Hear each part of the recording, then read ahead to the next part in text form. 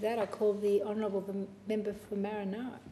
And thank you, Deputy Speaker, and thank you in this Federation Chamber officially now.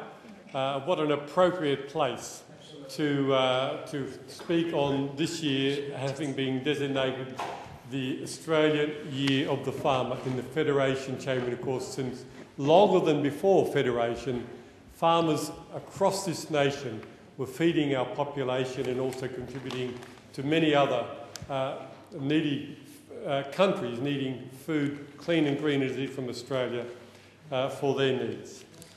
Deputy Speaker, this is going to be a year-long celebration of the vital role farmers play in feeding and clothing and housing all Australians. It will really give us an opportunity to celebrate these achievements, and also at the same time I think it's important we strengthen the connection between rural and city folk across this nation. Getting those connections there is an important element also of celebrating the Year of the Farmer. This motion and the Australian Year of the Farmer recognise the important role that farmers play in our food and fibre production.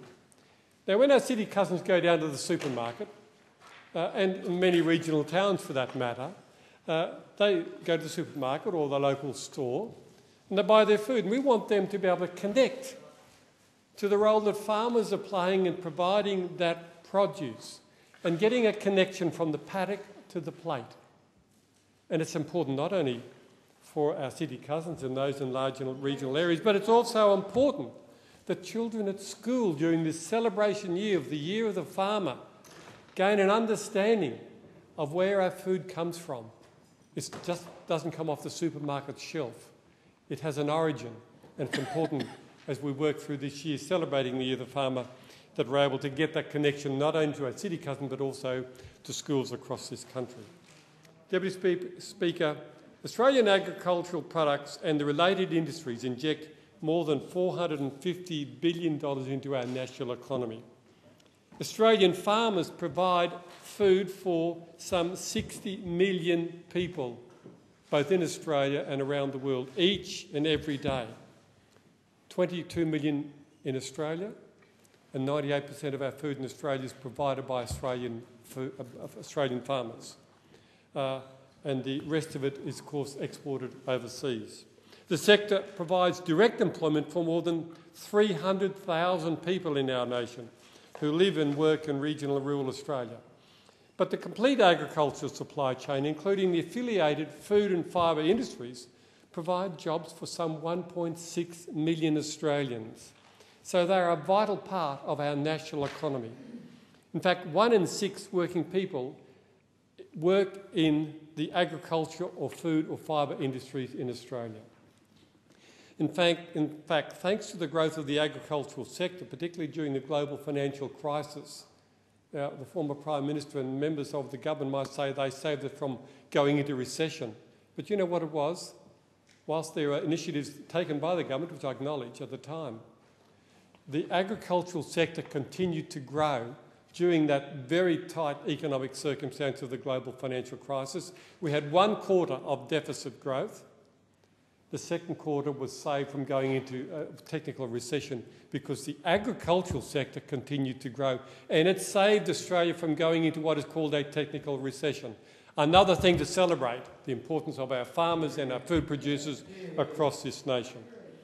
Mr. Speaker, both within and beyond our borders, Australian farmers are making a significant contribution to addressing the global food security and supply issues. Now, when we sit down at the dinner table tonight, and around the world as families sit around the dinner table tonight, there'll be another 240,000 mouths to feed. There'll be another 240,000 mouths to feed tomorrow night. What that means, this calendar year there'll be another 40 million people net population growth globally.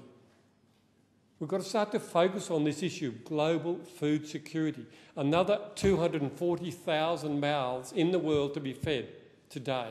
Another 40 million this year.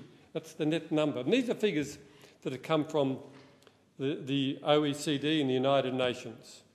The population is expected globally to grow from its current of 6.5 billion to some 9 billion by 2050. And of course, the other thing that's interesting is, of course, that the United Nations are predicting that there'll be a 40% rise in food prices by 2020, because as the squeeze starts to come on, supply-demand factors will come in. So not only are we celebrating this year, the Year of the Farmer, but there are great challenges ahead for us and our farming communities, as well as for government. Deputy Speaker, when we say I think it's the CSIRO and the UN also say that in the next 40 years we've got to produce 50% more food than we produce today if we are to meet this challenge. And that's against the backdrop of those countries where there's huge population bubbles, where the soil types have been farmed since before the birth of Christ. They're old, ancient soils. They've lost lots of their organic matter. Many of them are on the semi-arid or desert areas. And do they have a capacity to increase food production? Well, the challenge is before us all. Deputy Speaker, I want to, as a Nuffield scholar myself, acknowledge the great role that the Australian Nuffield farming scholarships have played in the Australian agricultural industries. This year there'll be some 21 Australian Nuffield scholars that have been awarded, travelling overseas and looking at agriculture and the global focus on agriculture globally, not just in our own backyard. I have two from my own constituency going this year, James Walker from Longreach, Natalie Williams from Jericho. Andrew Diwa is from Clifton on the east of my electorate, a vegetable producer. He is completing his scholarship, which he was awarded last year. But Nuffield is making a significant contribution to giving farmers an opportunity to study overseas, to look at the trends overseas, to gain an understanding of the great challenges ahead. And I know all of those Nuffield scholars who come back will be able to take up the challenge that is before us, and I commend Lord Nuffield for what the foundation established so long ago, and I am very privileged to have been one of the recipients of a Nuffield scholarship prior to coming into this place. I wish them all well, and I know they'll make a difference. Deputy Speaker, one of the things that we've got to do in this country is increase R&D funding. Now, what we have seen in this government is a reduction in R&D funding, and that is not what we should be doing, because R&D will indeed give us an opportunity to progress our agricultural production, and it's also about developing new varieties, making sure that we can produce food in the era of the potential changes to our climate. So R&D is indeed essential as we go into the next 40 to 50 years with this huge global challenge in front of us. Deputy Speaker, I just quickly want to touch on the families of my electorate of Maranoa. In fact, 22% of the workforce of Maranoa, based on the 2006 census figures, it would have changed recently with resource sector, but 22% of those in Maranoa have worked in the agricultural sector. In the electorate, there's a quarter of the state's beef and cattle enterprises are located in the electorate of Maranoa. Something like my own hometown of Roma boasts the largest store cattle selling centre in Australia, and sometimes they tell me it is in the southern hemisphere, but I'll say Australia here. Much of the Australian sheep industry and the wool industry is based in my electorate. Meat goats are taking a much bigger place in the Charleville abattoirs in Western Queensland, processing up to 15,000 goats per week.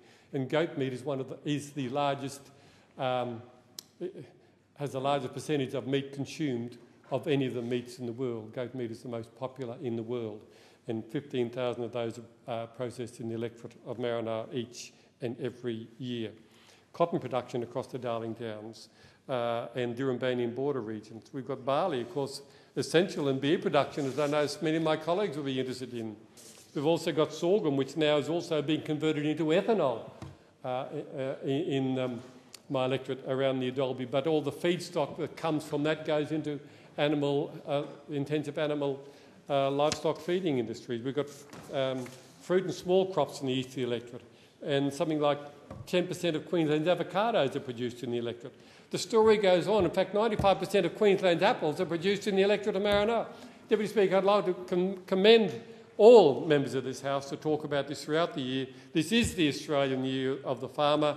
I commend the directors, Chairman Philip Bruin, and also the Managing Director, Jeff Bell. I also want to acknowledge Glenn McGrath, who is the Ambassador, Her Excellency Quentin Bryce also.